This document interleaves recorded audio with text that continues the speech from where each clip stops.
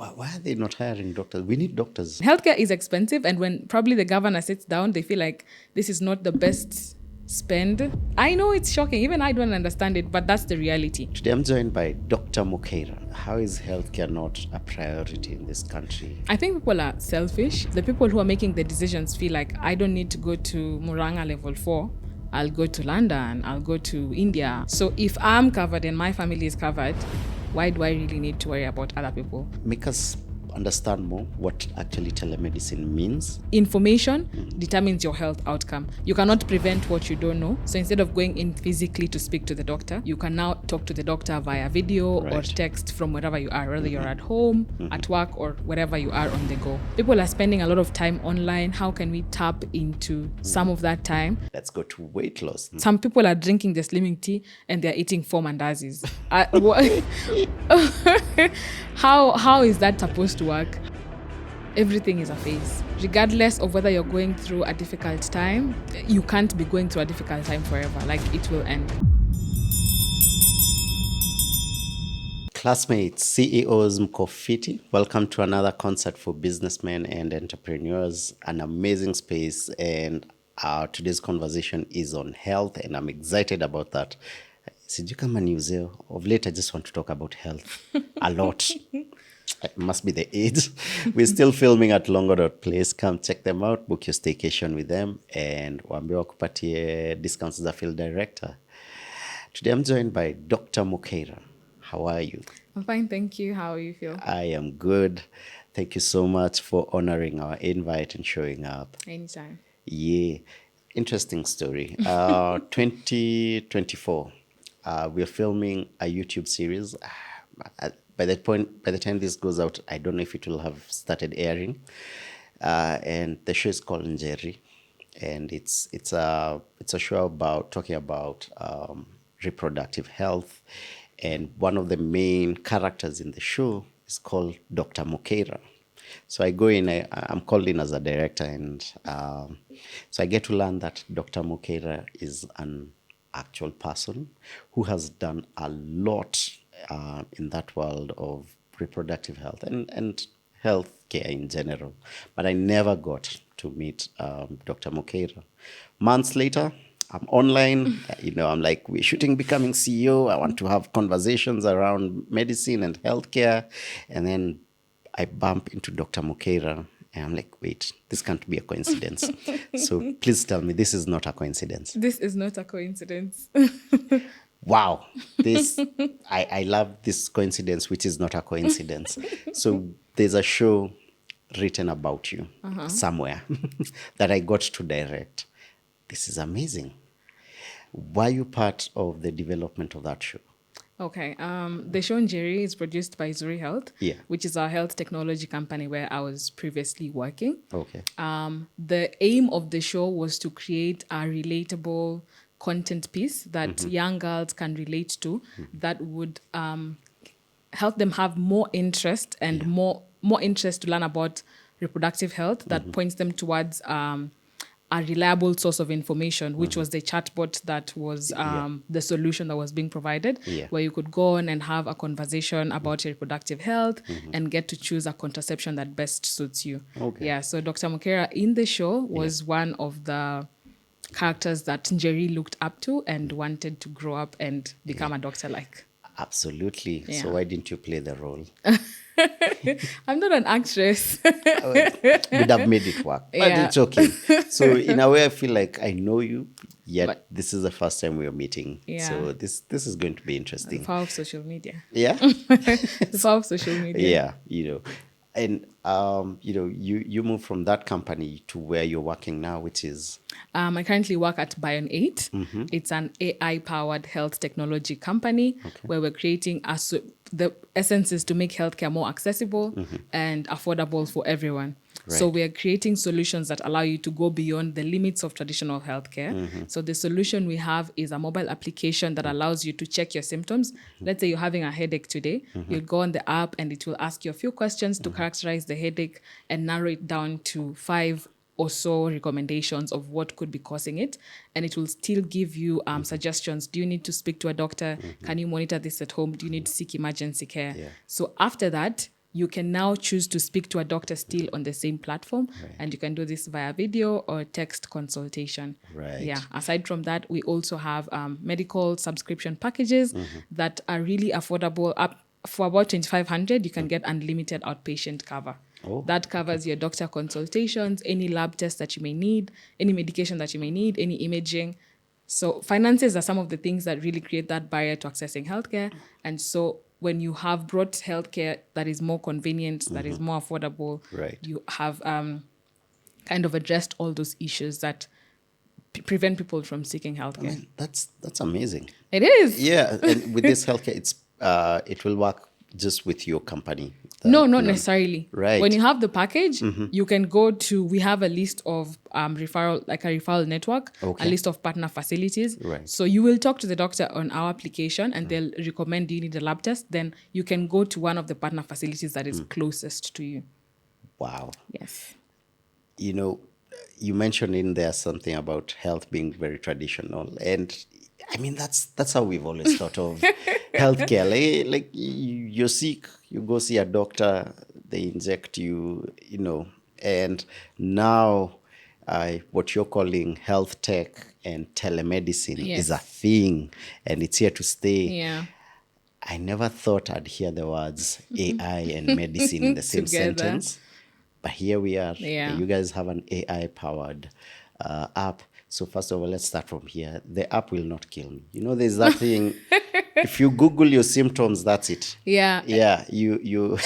Cancer, Yeah, death. you know, yeah. And those are the issues we are trying to address. When you go search your symptoms online, there is a wide range of information you'll find, and some of which can be people's personal opinions. I can write a blog today and say headache, cancer. And when you search, this will come up. But what is the actual factual information? Right. So the practice of medicine, funny thing is, there is a list of guidelines essentially that research has been done for a very long time, and people know that if this is happening, this is what you need to do, and this is why it's happening. So it's information that exists. So how can we package this information in a way that's easily understandable and more accurate?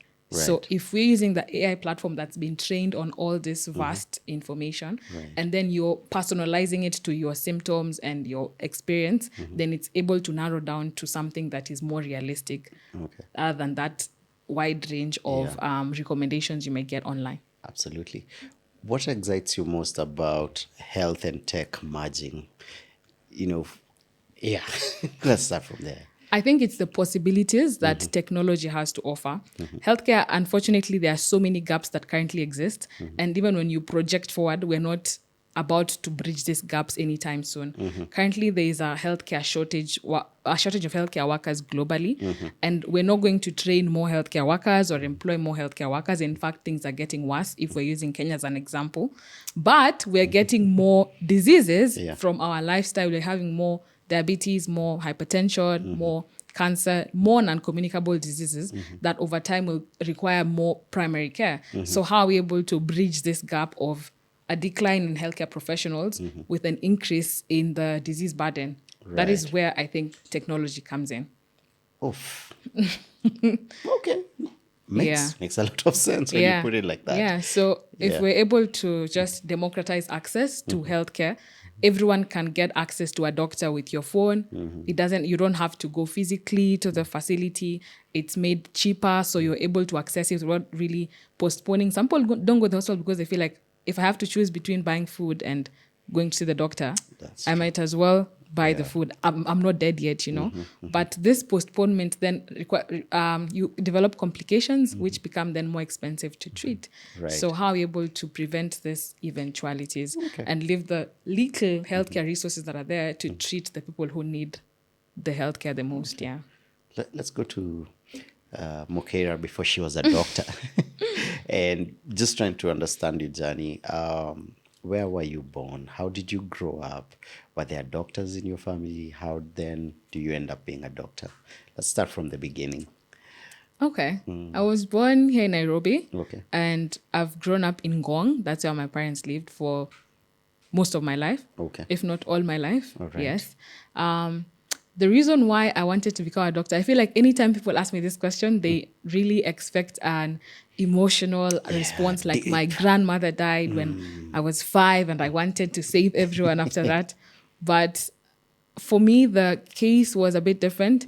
I have always been like academically talented, so I got good grades growing up. Right. And the socialization was, if you perform this well, then these are your options. And I believed it, and I wanted to have the best options for me. So it was medicine and law and engineering. And they always ranked medicine as the first. So I wanted what was the best for me. And now that I am a doctor and I feel like maybe this clinical practice is not what I am most interested in, people are always asking me, so who forced you? Nobody forced me. I wanted to become a doctor because it was a good option for me. It was a good option. Yeah. Are you having second thoughts about being a doctor?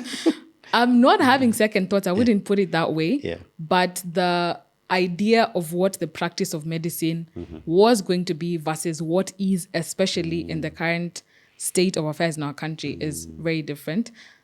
Clinical practice can be very draining. And so I sat with myself and thought, what are my strengths? How am I best able to still utilize my degree while not being in this draining space? People pass away all the time, and you have to, move on like nothing happened. Someone has died in this room. You have to move on and take care of the other patient who is about to die in the next room.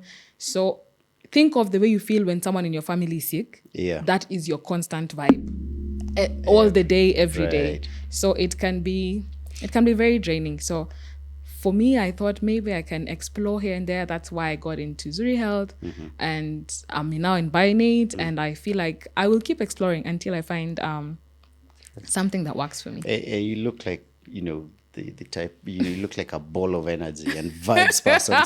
So I understand if, clinics just paint a picture of what healthcare in Kenya looks like. Because from how you're talking, it sounds very grim. I know we have a system that doesn't work. And what you're saying is so true.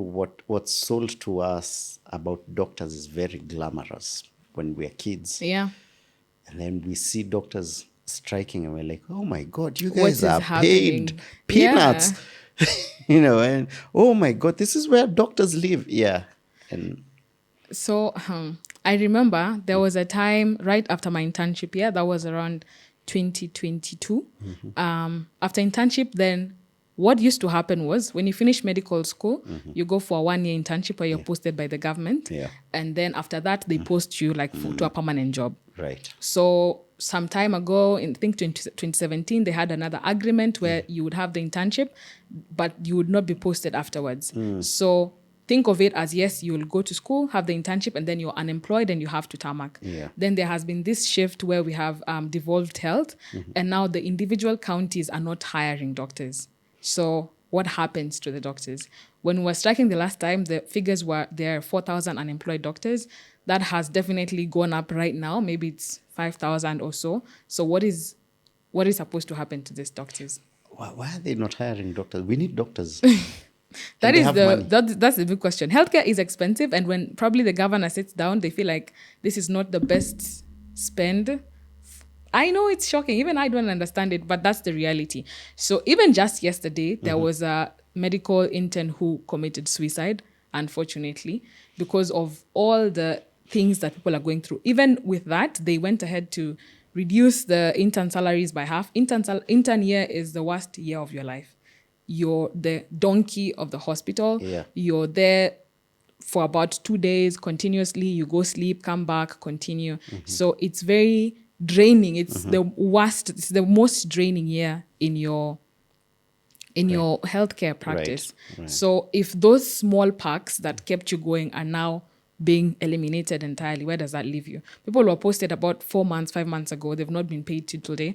How is this person paying their rent? How is this person moving around? How is this person even surviving? So yeah, that is. I'm sorry. It's. How does this not make sense to governments? I'm not sure I'm asking you. This could just be me just thinking out aloud. Like, how is healthcare not a priority in this country? How is not taking care of people who take care of us not a priority? I think people are selfish innately. And if the people who are making the decisions feel like I don't need to go to Muranga level 4, I'll go to London, I'll go to India, I'll go to Nairobi Hospital. So if I'm covered and my family is covered, why do I really need to worry about other people? But sometimes these things catch up with us. If you have an accident and you are in next to Muranga level 5, yet you have not been stocking this hospital with equipment, with healthcare professionals, with medications. I was recently in Busia County, and this conversation came up, and apparently, if you're in Busia, there's no big hospital there. So if you something as small as a lab test, you're sent all the way to Kisumu. Kisumu is 3 hours away.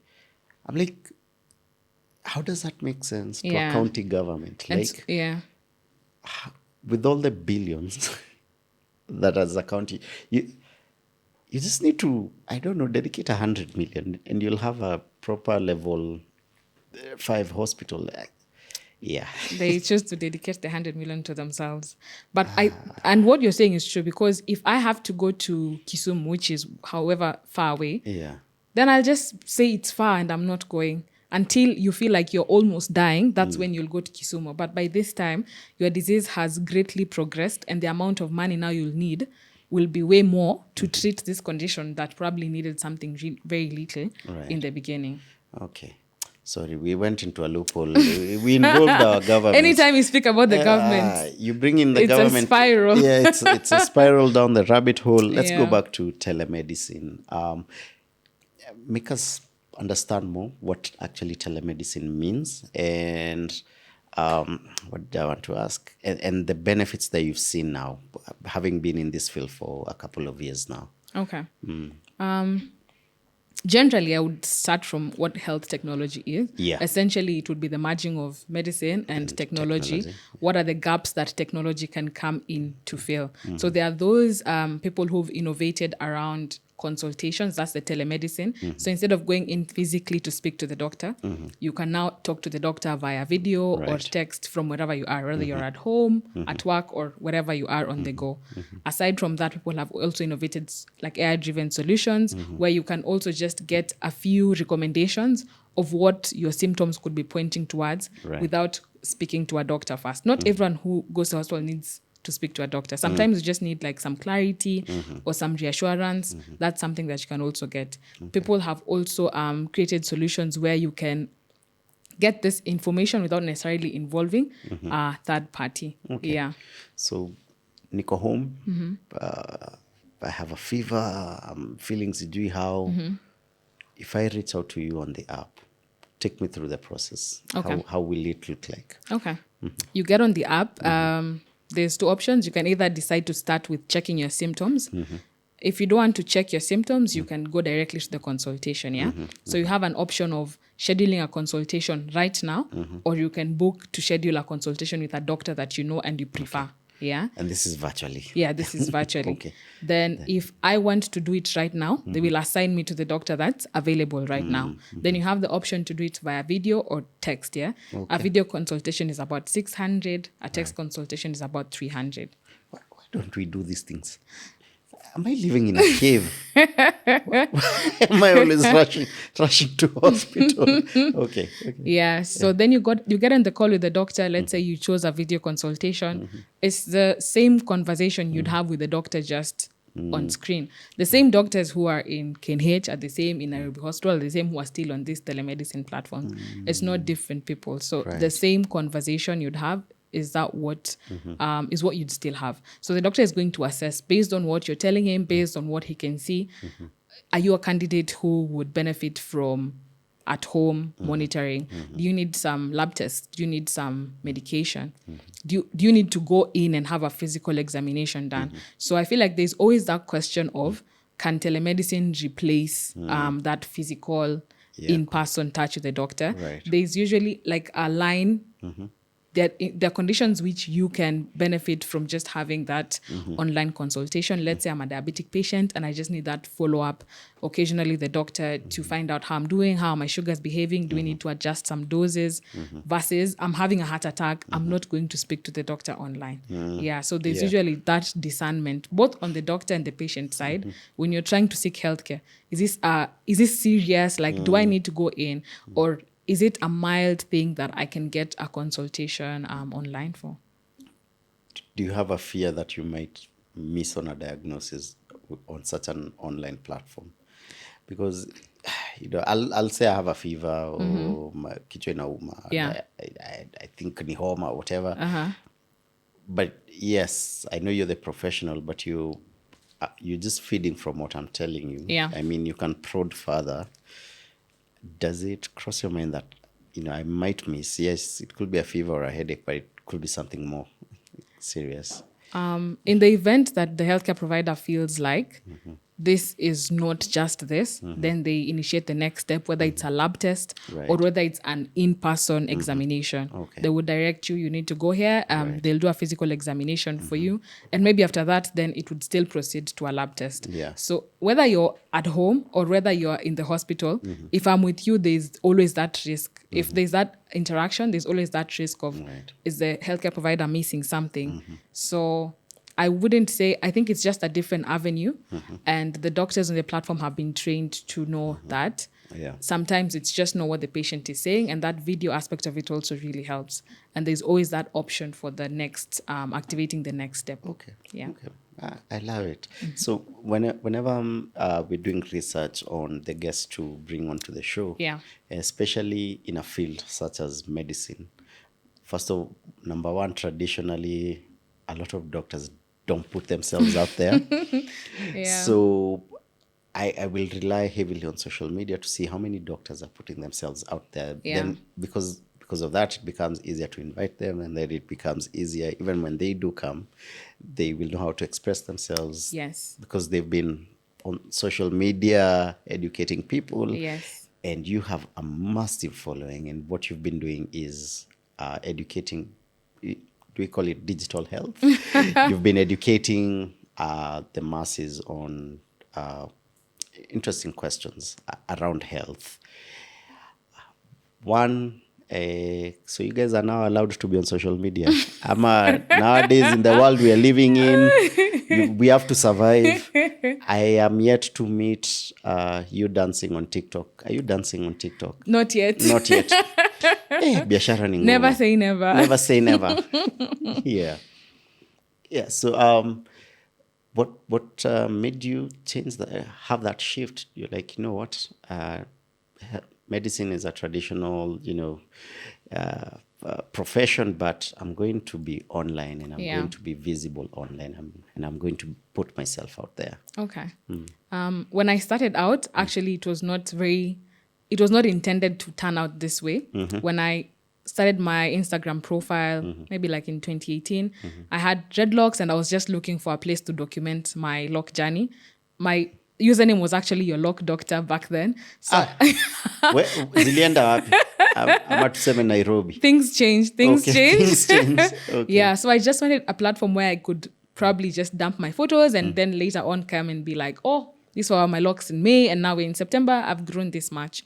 And also I wanted a place where I could just be Mokeira outside of medicine. If you're in the hospital the whole week, and then I just needed a place where I wanted to humanize myself as a healthcare professional. Like, oh yeah, we also go out, we also have friends, and we also do fun things over the weekend. But then you get online and you find a lot of people spreading misinformation. Yeah. And you do not have any other option other than to just take responsibility as a healthcare professional to try and get the factual information out there. Right. So that is how it kind of just morphed into that. So no more dreads content. Hapo kuna story. Sawa, you're tutaonana nyuma ya tent. Nyuma ya tent. Okay. Yeah. And how has the feedback been like, and how has that experience been like for you? It's been amazing. And I think anyone who wants to get into health content creation definitely should. The opportunities are endless. people need this information. Anytime you post a video, people have more questions to ask. So the content is endless. Healthcare, you can talk about things from your head to toe. You will never run out of content to discuss. Right. And people have questions. People do not have this information. Sometimes I think information determines your health outcome. You cannot prevent what you don't know, and you cannot take early steps for what you don't know. You're taking early steps for. For example, if you are at home and you're just feeling some chest congestion, if you don't know that this could potentially cause a heart attack later, you could just be like, maybe I'm just congested because I traveled, because it's stuffy, but when you have that extra information that this could be something serious, you're able to initiate that early intervention, and sometimes it's life-saving. Right. So for me, I think people should be equipped with more information. People are spending a lot of time online. How can we tap into some of that time to equip them with knowledge that can be life-changing? Okay. Thank you so much, because you started giving out the information because there was a lot of misinformation online. Yes. I am about to ask you a lot of questions about misinformation and misconceptions out here. Okay. And I am just going to throw them at you randomly. Okay. Let's start with, I think top of my head right now is, because we're really talking about women of late. Let's start with women. For some reason, ladies wanashindanga tu wakiumwa na kichwa, mgongo, like some part of their body is always aching. And anytime you talk to a lady, like they're so used to the pain, they're so used to it. Nowadays, it's normal. And I'm like, I don't think it's normal. Yeah. Let's start from there. What are our ladies missing? Why do they always have migraines and back pains and some part of their body is aching? Yeah. First of all, I'll start by saying no pain is normal in your body. Right.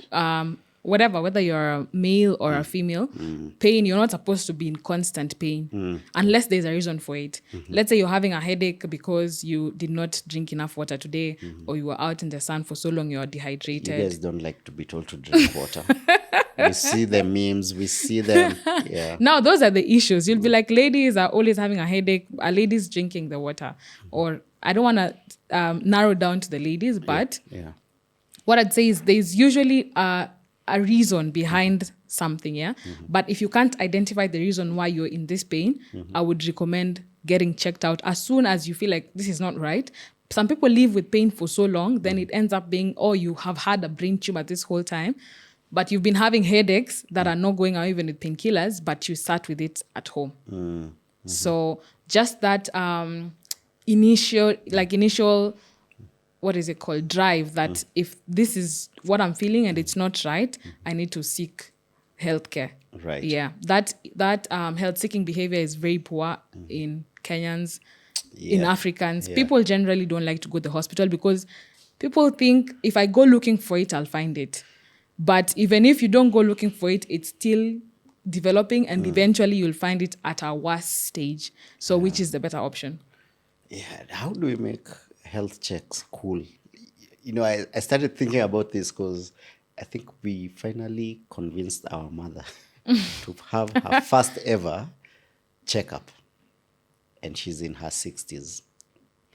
So she's been walking and living on this earth for 60 odd years, 60 plus years, without going for a checkup. Yeah. I mean, she will only go to hospital if she's sick, but not a checkup when she's healthy.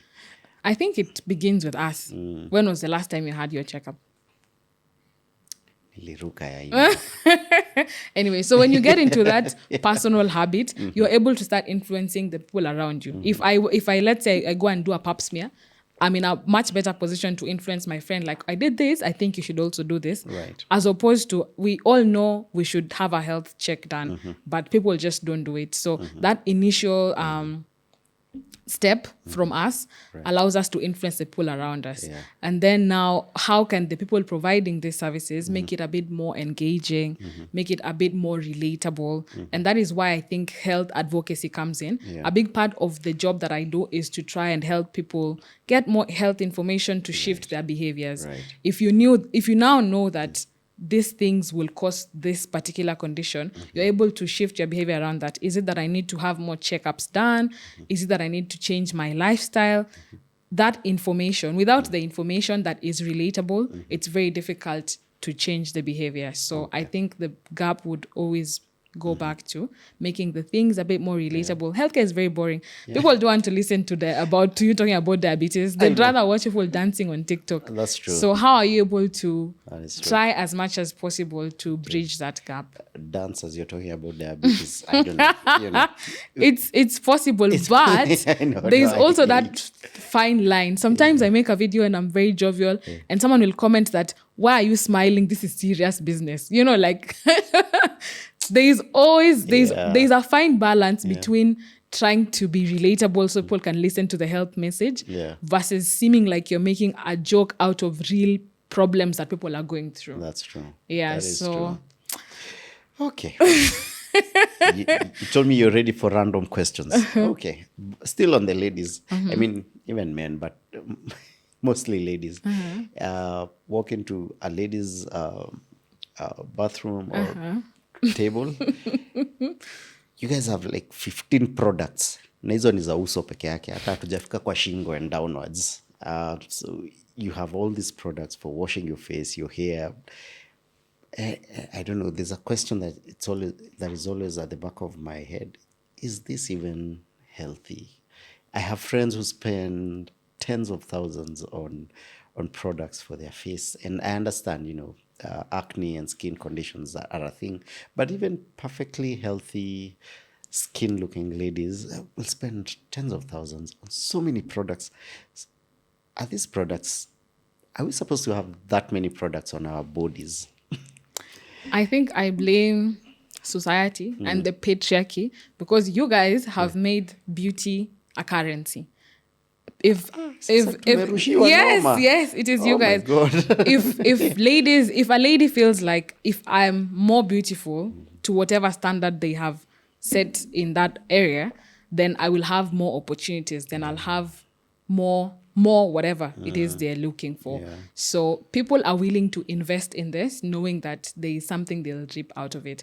Whether they should or should not, I think it's a personal decision. But in terms of health, I think whatever products you decide to use, just do your due diligence, ensure they're approved products, not something that someone is just mixing in their house and selling to you as brightening serum or whatever. Are these products that have gone through the proper manufacturing process? Have they been given the approvals they need to be in the market? In terms of the quantity of products, I think less is always more. What is the issue you're trying to address?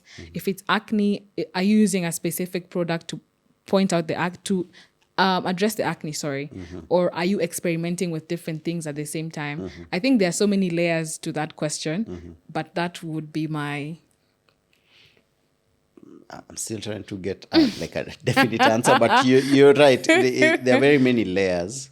But yeah, just on health alone, like, were we built to have this many products on our bodies?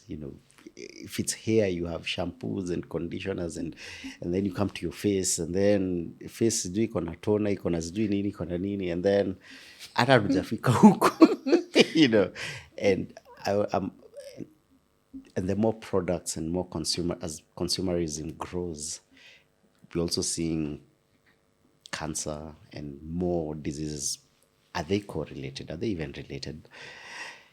And I know it's random. I told you I will ask very random myths and misconceptions that I see online. Yeah. It's okay. I think, again, cancer is very multifactorial and there are many layers to it. Giving an example, your genes are going to influence whether you're susceptible to a particular cancer or not.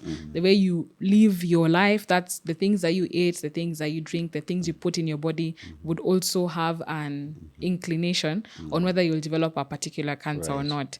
For particular cancers like breast cancer, whether you have children or not, whether you're breastfeeding or not, there are so many different things that would later add up that would set off the cells to become cancerous. In terms of the products, I think I'd still go back to, have these products been approved? There are certain chemicals that have outrightly been shown to be cancer causing. So are the products that you're using, do they have these chemicals?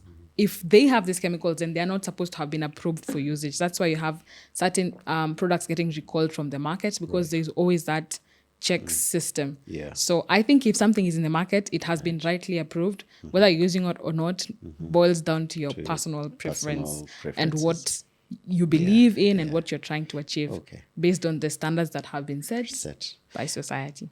Yeah, not patriarchy. Aki umeturushia It's a nini? patriarchy. Doc, I think women notice the beauty more. I think women set the beauty standards more. Men, Aki, I will never even notice what you have on your hair. You know, I'm like, I think you guys are more critical of yourselves. But anyway, Potato. Potato. It's okay. Okay, let's see. Tuko kwa shingo. Perfume. You know, I've seen this online as well. Again, just continuously spraying that on your skin every day could have effects on your body at a later stage. Perfumes, roll-ons, hair removal creams. I think I would still go back to the ingredients. There are some roll-ons that have aluminium, probably that has been shown to be cancer-causing. So I think it would also depend on the amount of the chemicals present in this product. But what I'd say for sure is if a product has gone through the right manufacturing process and the checks, it's less likely to have this kind of adverse effects later on. Yeah. Okay, so if we do our research and our perfume is okay, we are safe. I would say that. And I use perfume myself. Yes. So. Tusitembee town kinukia watu. Yes. Okay. Yeah. All right. Still on the beauty. I'm just going through my I saw this recently. Ladies and guys are also doing it. I see you have your nails done. So looking really nice. Looking really lovely. So the gel, zinaitwa gel. Yeah. And then there's kuna pale mnaekanga and you use UV light to dry the nails. Yeah. Harmful or not? I would say it's harmful, and it's actually recommended that you use sunscreen on your fingers. And there are some nail salons that have actually introduced some sort of gloves that they give you to use when you put your nails into the machine, the drying machine. Right. So yeah, the rays, it's the same rays that come from the sun that you're told to wear sunscreen to protect yourself from. But now they are concentrated on your hand. So that's why the recommendation would still go back to using the sunscreen and covering it with the... Okay. Yeah. But a lot of these things, I think, are still kind of new. So we're still in the phase where people are like, oh, this can cause this. Maybe these are the regulations we need to put in place to prevent this. Yeah. A lot of the beauty treatments that are currently happening are, I think, experimental. Yeah. So some people suffer the adverse effects, and that's when you kind of backtrack and feel like this is harmful and this is what we need to do to work around that. Okay. Yeah. Sunscreen. You just mentioned it. Again, you'll have someone telling you, never leave your house without a sunscreen. Yeah. And then you'll have someone again online saying, putting on sunscreen every single day of your life eventually will have an effect on you. Because again, that chemical that's being used to block the sun rays, it's a strong chemical. Again, sunscreens, harmful or not? I will still go back to if a product is so harmful, it would not be released into the market for usage. In this capitalistic world. Okay. That is, I think that will go back to my personal opinion. It would not be released into the market for usage. But when you do pros and cons, are you more likely to get skin cancer from the exposure to the UV rays versus are you more likely, what is the more likely eventuality? That has always bothered me because personally I got a burn on my hand, like this whole hand. I have burn marks. So I've always been told now your skin is not at the best because I have a lot of scars. So Philip, you constantly need to have sunscreen, especially on this arm whenever you go out and you don't have long sleeve.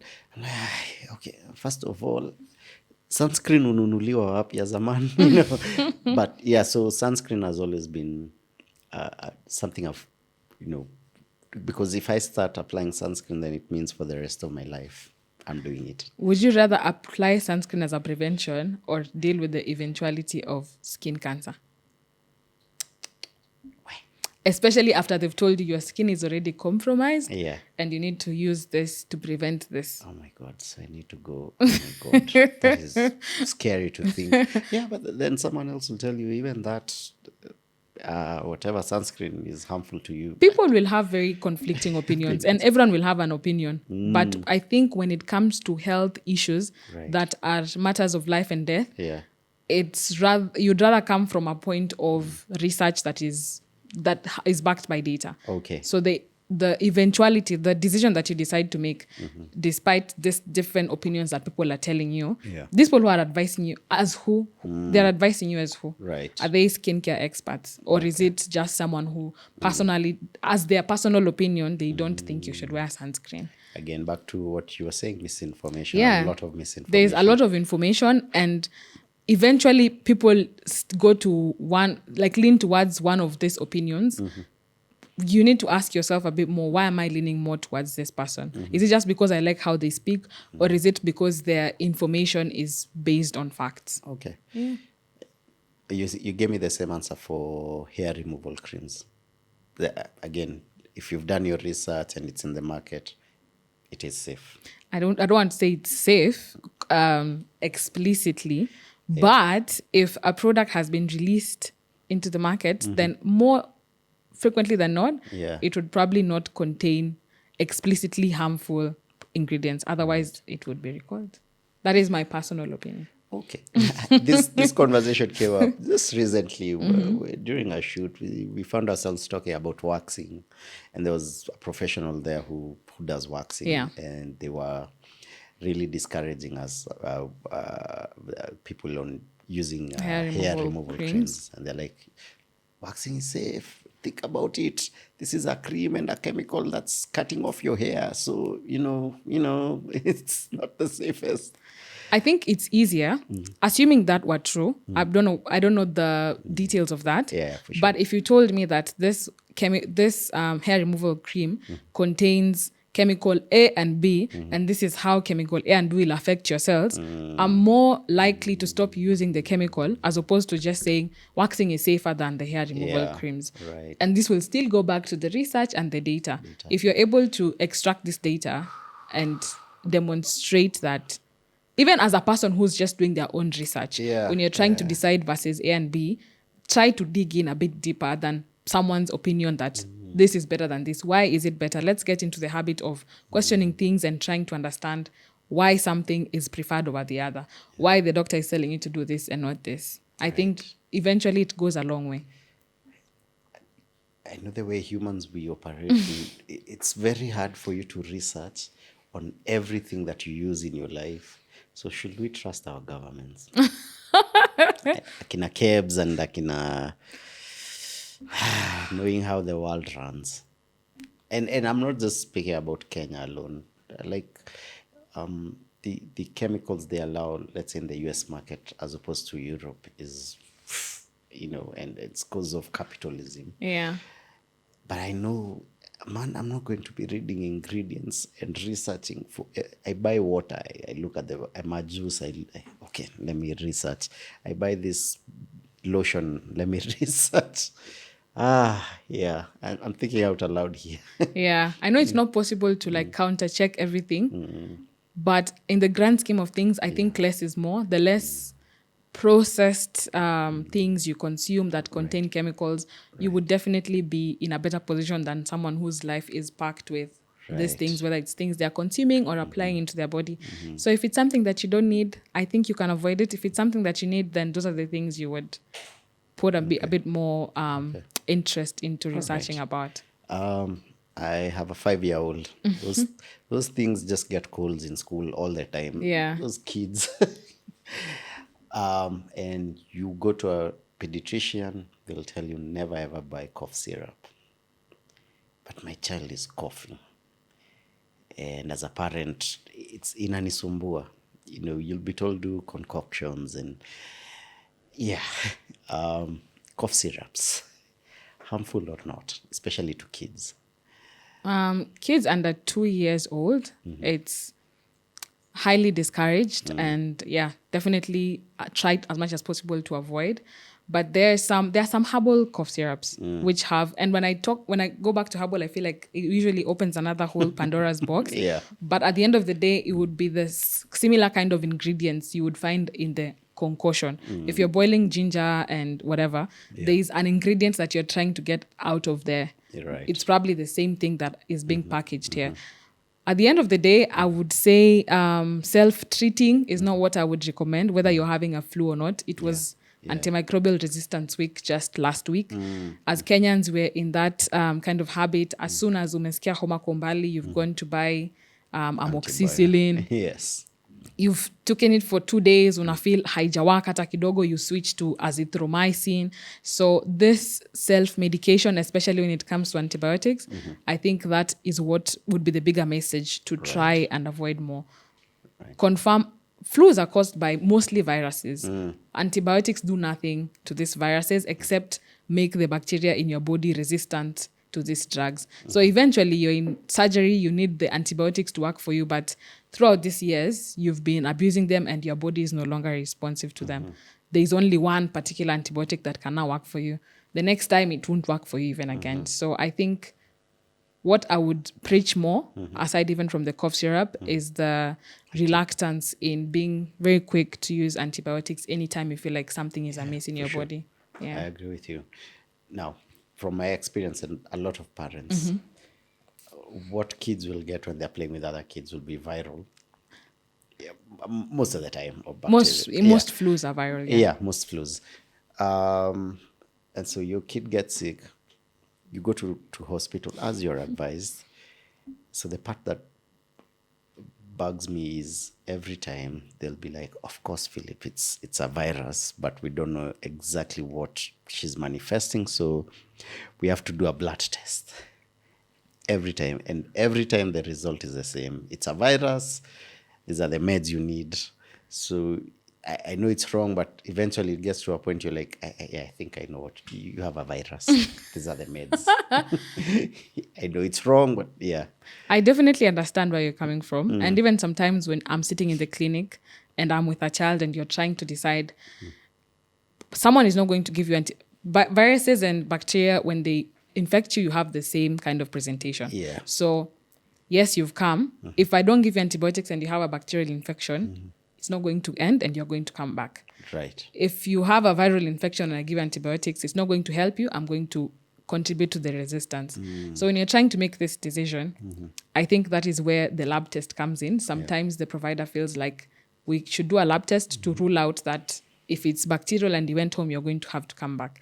And I think it's usually still on a very facility and personal basis. Like, based on your assessment, do you think this child really needs a test versus I think this child needs a test because of A, B, C, and D. So I know it can be tiring and these kids get flus all the time because they're always exposed to their friends. Someone is treated next week. Someone is not treated. They keep on infecting each other. Yes. But I think it's better to go to the hospital again and again and again versus taking matters into your own hands. Oh, absolutely. Yeah. There's no other way of checking. Man, with that thing of drawing blood. How do you think we can check? How else do you think we can check? Technology, AI. I don't know. Just place your phone here, scan it. I don't know. Hopefully, maybe in another 10 years, we might stop drawing blood. But okay. Let's see. Other misconceptions. Let's go to weight loss. There's a lot there. Weight loss pills, healthy or not healthy? When it comes to weight loss, the fundamentals of it is you need to be consuming less calories than what your body needs. Yeah. So you're not storing the excess. So there are different, I think, interventions that people have come around with. Even the pills, some of them will be reducing your appetite. So you are taking in less calories. Right. If you're able to self-control and just take in less calories, maybe you might not need the weight loss pills. Right. But for some people, I think it's usually it's a different experience for everyone. People have tried all things. They've tried exercise, they've tried, and there are so many things that come into play when you're trying to lose weight. But I think at the end of the day, before you decide to do something to your body, whether it's something, people are selling slimming teas. According to you, how do you think, how is a tea going to Hebu niambie, nisaidie, 'cause if you want to get rich in this day and age, Yeah. just tell someone this will make you lose weight or this will make you beautiful. And it's because it goes back to what I was saying, societal standards, and you're preying on the vulnerable. If I've been struggling with weight my entire life and you tell me that this tea is going to be the magic bullet, of course, to some extent, because I am Desperate. I'm Yeah. going to be swayed towards it. But as you go and drink that tea, some people are drinking the slimming tea and they're eating 4 mandazis. How is that supposed to work? Whatever solution they're selling to you, Yeah. maybe the science behind it is that it will control your craving to some extent. So eventually you're putting in less calories. But if you're able to understand that the baseline is I need to consume less calories and burn more, you might have some other ways you might try to work around that. Okay. Another theory thing in the gym. So you've decided the healthy route is the gym. You hit the gym. The gym enthusiast will tell you if after working out your muscles are not sore and you don't have pain on your body, you did not work out well enough. And then there are those who will say pain in your body or on your body is not a good thing. So yes, you should work out, but you're working out past What the limit is. What the limit is. You should not have pain after working out. So pain or no pain. When you continuously exert your muscle, let's say you've done an exercise, whether it was like squats or like some push-ups or whatever, when you continuously exert your muscle, you'll be in some form of pain, but that is supposed to wear out. But when you do it excessively, you might end up even hurting yourself. Right. So I think when it comes to exercise, that slow, continuous build up of the weights you're doing to a safe enough level. Safe enough level will depend on what is your resistance. Maybe I can lift 200 and you cannot lift 200, but because of that, no pain, no gain, you're probably trying to push harder than what your body can handle. Right. So I still would go back to the stepwise increment of the weights while still being conscious not to hurt yourself. All right. You're in that world, so let me lean on to you. What other misconceptions do you feel I have missed on that you found in your world? I think there's a lot. There are a lot of agendas and things that people would push, especially when they're trying maybe to sell something. When it comes to the gym, there'll be this talk of steroids, to make you stronger or whatever. But steroids also have these side effects that they will not tell you about. Online, you'll go and find people. What are the side effects of steroids? Long term, they could lead to suppression of your immune system. Oh, yeah. Okay. So then you're easily susceptible to diseases, and a couple of other things. All right. Online, you'll find people who have used minoxidil to grow their hair, and you're feeling conscious about your balding, so you want to try it, but it has side effects that you don't know about. You'll go online and find someone did a BBL, and now they look amazing, but they did not tell you the side effects that they went through, or that they continuously have to keep going to the cosmetic surgeon to fix something that they've now altered. Yeah. So people will present one side of the story, and it will always be the finished side, and that looks really good. We never show our problems online. People are not going to tell you about the negatives of it, but I think at the end of the day, it is your responsibility as an individual. Whatever it is you're trying to put in your body, whatever it is you're trying to make your body do, what research have you done around it? What facts are you basing it off before you go ahead with it? All right. Phones, screens. What health implications? I mean, there's the one, I don't know if it's a misconception. Stop holding your phone here because the waves, your brain, phones. Genuinely, when it comes to phones, I don't feel like I'm very well versed with the misconceptions, especially for someone who is chronically online. But what I can say for sure, in the early stages of development, it's recommended that your kids do not get screen time. It helps with better development of the brain if they're interacting with... What age to what age? I would say from 0 till like 3, 4, 5, around there. I don't have an exact cutoff point, but really early on in the development stages, your child being exposed to the phone, tablets, and the TV as their only source of, interaction will limit them and kind of slow down their progression if you compare it with another child who just is usually playing with books, playing with other types of toys, playing with other children outside. So that is what I would say. I think as parents tuko na kazi. Kwana mambo. Tuko na kazi because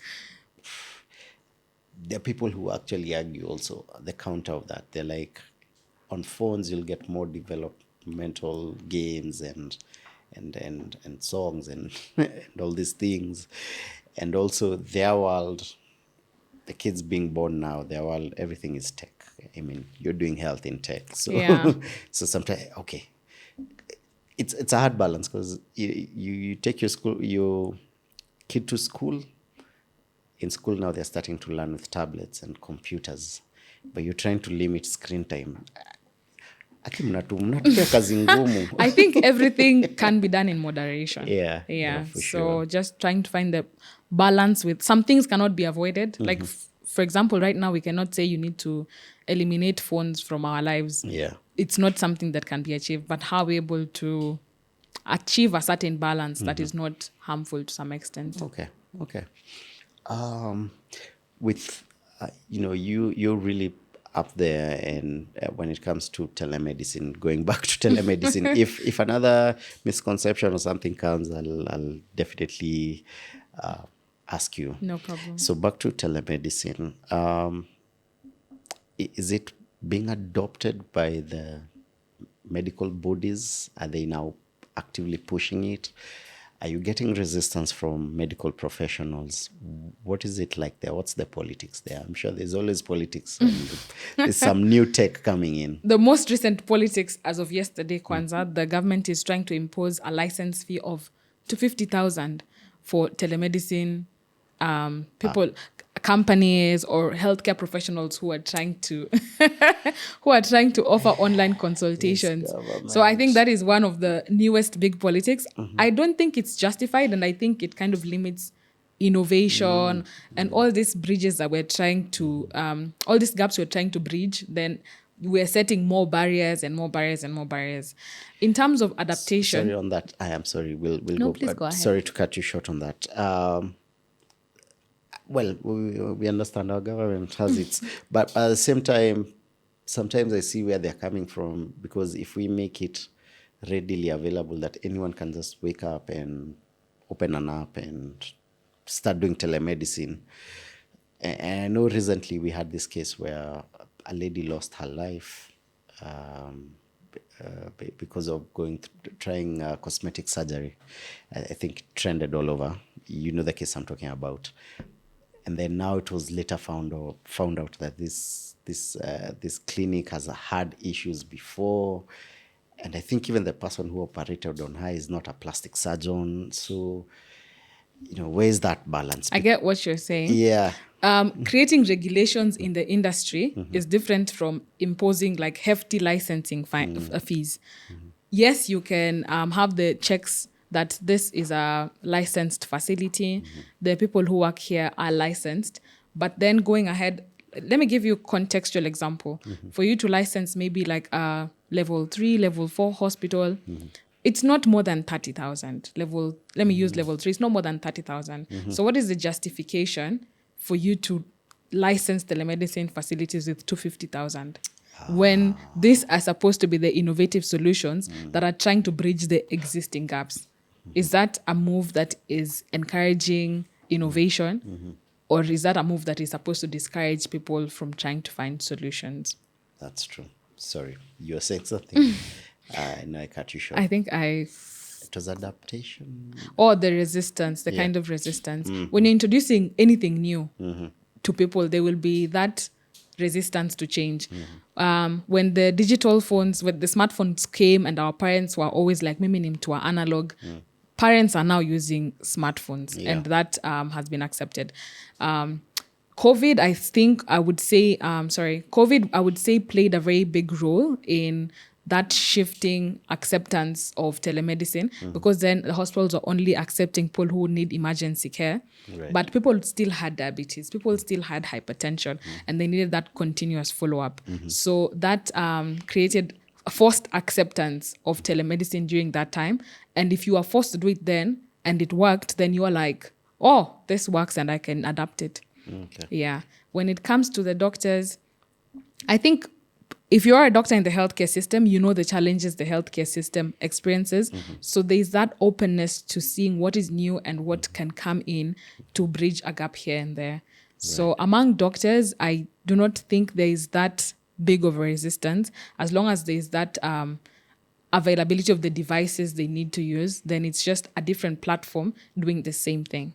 Okay. Yeah. Some final thoughts from you. Patients like me who are still very old school, please encourage us.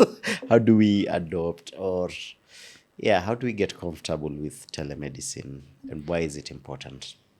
Okay. I think telemedicine is important, especially when it comes to freeing the scarce health resources we have to cater to those people who are severely sick. If you have a mild something, you can get the same doctor consultation on the Bionate app. Right. You don't have to get in your car, get stuck in traffic, go and wait there, and be in line with someone else who is way sicker than you, straining the little resources that we have. It makes so much sense. Why is it so hard to adapt? Tell me, Phil, have you spoken to a doctor online before? No. You need to download the Bionate app. It makes so much sense. Like, why am I stuck in traffic?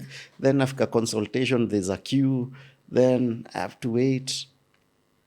Yeah. I think if it's about encouraging people, I think just that selflessness to free up resources for those who actually need them. But then again, not all conditions can be treated with telemedicine. It will be an initial sifting point. The doctor will recommend what is best for you based on what you're presenting with. Right. Yeah. If you could change one thing about health tech and telemedicine, or improve, or there's something you'd change.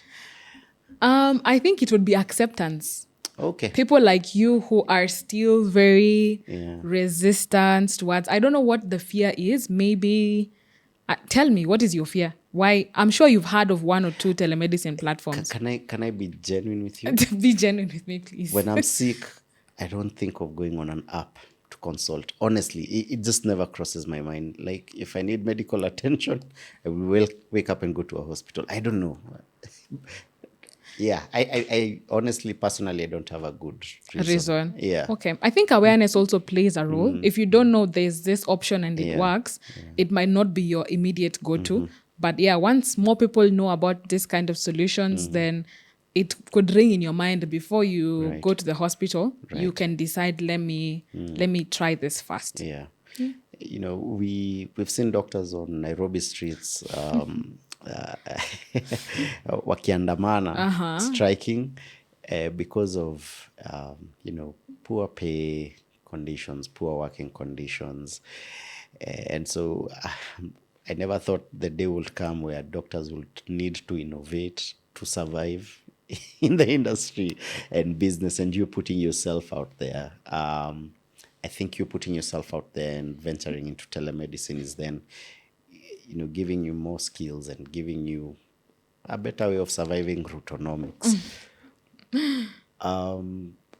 Then how would you advise your fellow doctors who've been in the game probably much longer than you? So they're old school like me, but how can they upskill themselves? What do they need to know? What do they need to do so that they can start doing what you're doing?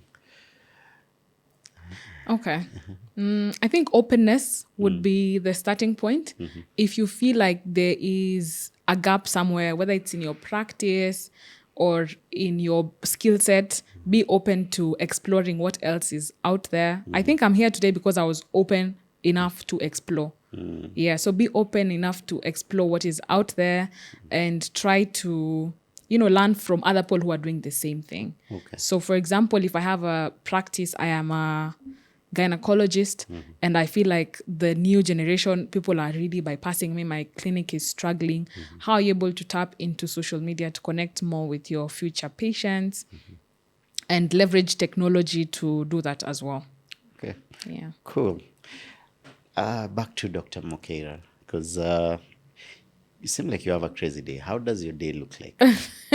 On a normal everyday, what time do you wake up? How does your day look like? What do you do to keep yourself grounded?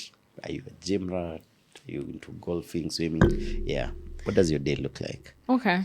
I would typically wake up at about 6:30.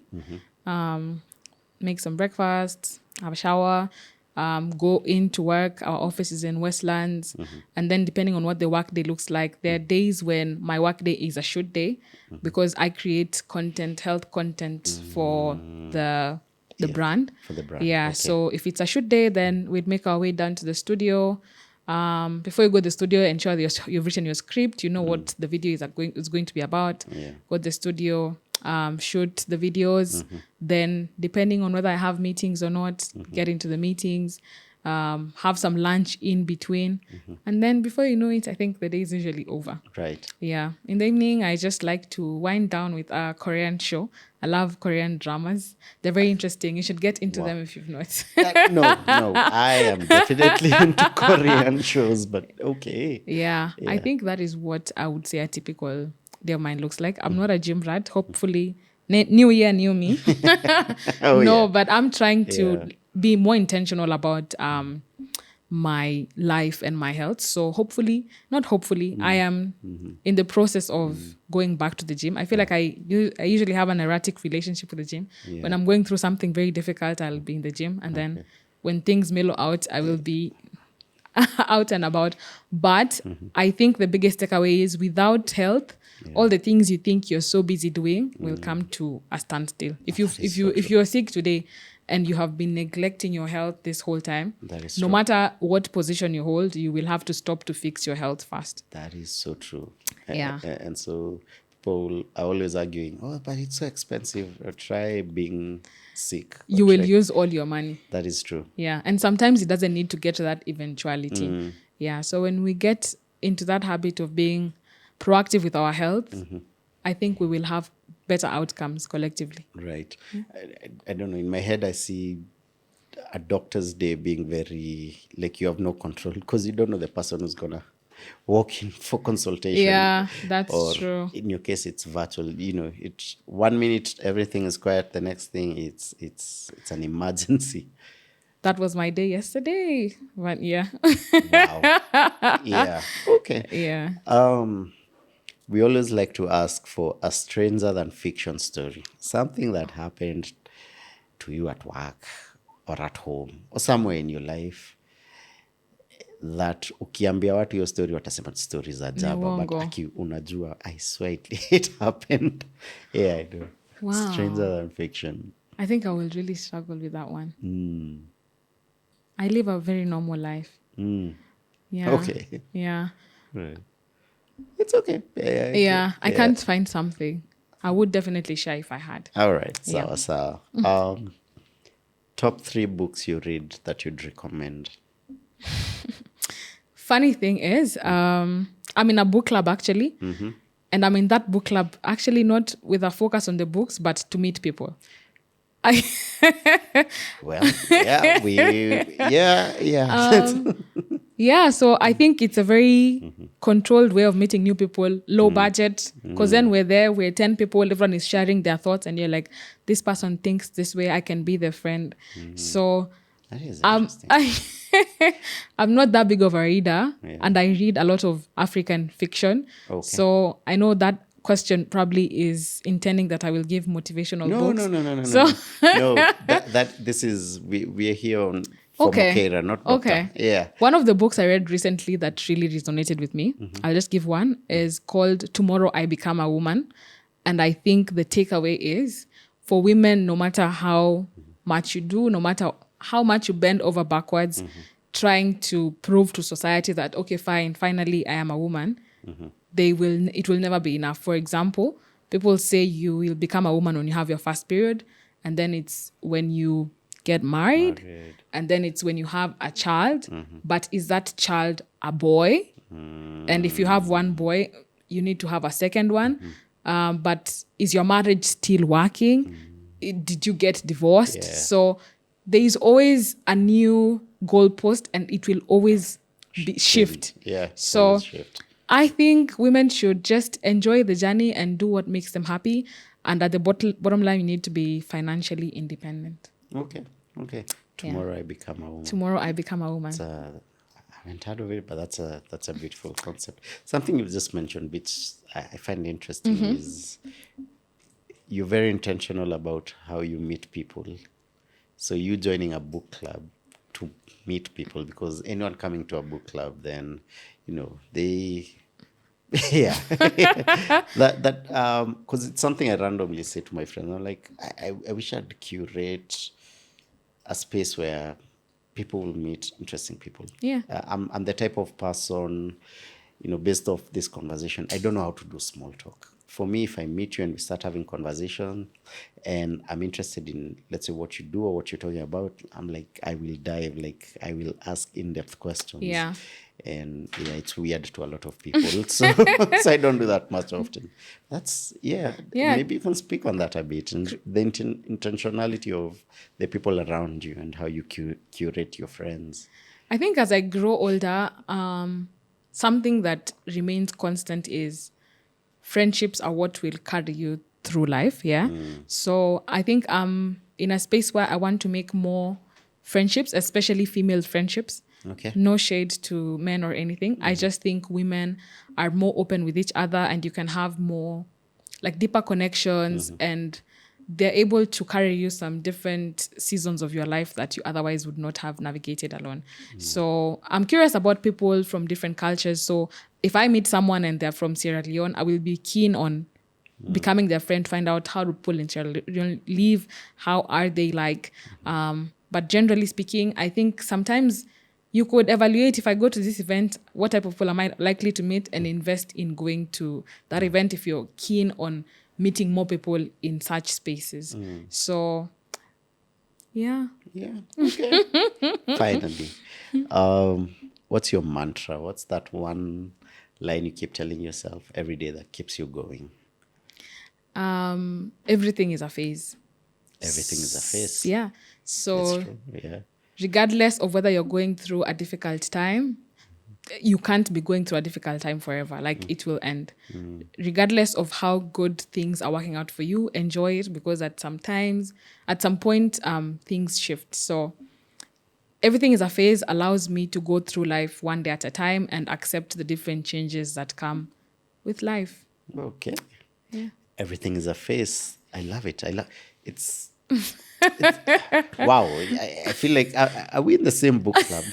Because I just finished reading a book, The Monk Who Sold His Ferrari.